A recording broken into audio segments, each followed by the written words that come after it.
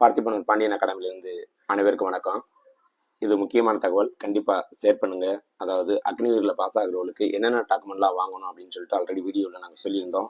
அதில் ஒரு முக்கியமான டாக்குமெண்ட் என்னன்னா அப்டிவேட் ஃபார்மு.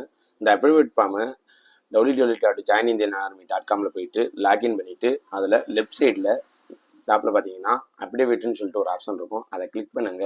கிளிக் ஆனால் இந்த மாதிரி டவுன்லோட் ஆகும்.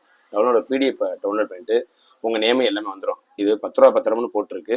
பட் ஆனால் நீங்கள் இப்போ 10 ரூபா பத்திரம் இல்லை, அதனால் 100 ரூபா பத்திரத்தில் வாங்கிக்கோங்க.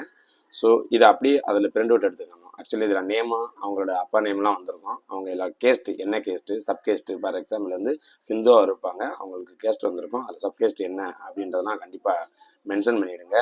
அதுக்கப்புறம் ஃபோட்டோ ஒட்டிடுங்க இதில். அதுக்கப்புறம் பெர்மனன்ட் ஹோம் அட்ரஸ் அதிலே டிஸ்பிளே ஆகிருக்கும். அதில் ஏதாவது அப்டவுன் இருந்தால் நீங்கள் சேஞ்ச் பண்ணிக்கலாம்.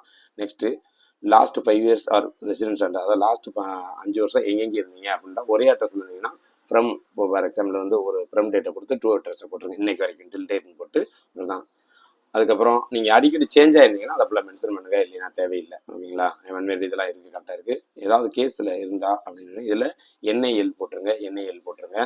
அதுக்கப்புறம் ஏதாவது இருந்துச்சுன்னா இந்த இதில் மென்ஷன் பண்ணுங்க கேஸ். அப்படி இல்லைன்னா மென்ஷன் பண்ணாதீங்க. 18 வயசு கீழே உள்ளவங்களுக்கு அவங்க அப்பாவோட சிக்னேச்சர் கண்டிப்பாக அதில் பட்டுருங்க. யாராவது ரிலேஷன் பர்த்தியாக இருந்தீங்கன்னா அதை பண்ணணும், இல்லைன்னா இதெல்லாம் டேஸ்ட் போட்டு விட்ருங்க, இதெல்லாம் தேவையில்லை. அதுக்கப்புறம் சர்டிஃபிகேட், நேட்டிவிட்டி சர்டிஃபிகேட் நம்பரு, அது டேட் ஆஃப் எப்போ இஷ்யூ, அதை வேலிடிட்டி எப்போ வரைக்கும், யார் இஷ்யூ பண்ணது எல்லாருமே தாலுகா ஆஃபீஸ் தான், அதனால் போட்டுருங்க. ஜோனல், டெப்டி ஜோனல்னு சொல்லிட்டு டெப்டி தாசில்தார் ஒரு இதில். அதுக்கப்புறம் இந்த மாதிரி எத்தனை சர்டிஃபிகேட் இருக்கோ அதை ஃபுல்லாக இதில் ஏதாவது முன்னாடி இருந்தால் அதை போட்டு மென்ஷன் பண்ணி விட்டுருங்க. அதுக்கப்புறம் ஏதாவது ரேலி அட்டன் பண்ணியிருந்தீங்கன்னா கண்டிப்பாக இதுக்கு முன்னாடி, இது ஃபஸ்ட்டு செலெக்ஷன் போகிறவங்களுக்கு இதில் மென்ஷன் பண்ண தேவையில்லை. இதுக்கு முன்னாடி போகிறவங்களுக்கு கண்டிப்பாக மென்ஷன் பண்ணி இதில் இஷ்யூ பண்ணிடுங்க. அதாவது ஃபஸ்ட்டு லாஸ்ட் எந்த ரெக்ரூட்மெண்ட் ரேலி எந்த பிளேஸில் நடந்துச்சு, எந்த திருச்சி ஏரோ மந்த் அண்ட் இயர் எப்போன்னு போட்டு என்ன கேட்டகரி, ஜிடியா டெக்னிக்கல் அப்ளை பண்ணுங்கள். அதோட நோட்டிஃபிகேஷன் சர்டிஃபிகேட் இருந்தால் அட்ரஸ் எந்த அட்ரஸ் யூஸ் பண்ணி அதை மென்ஷன் பண்ணுங்கள். கண்டிப்பாக அவ்வளோதான். இது ஒரு டெய்லி மட்டும் தான் அட்டன் பண்ணுறது. இதுக்குள்ள டேஸ்ட் போட்டு விட்ருங்க.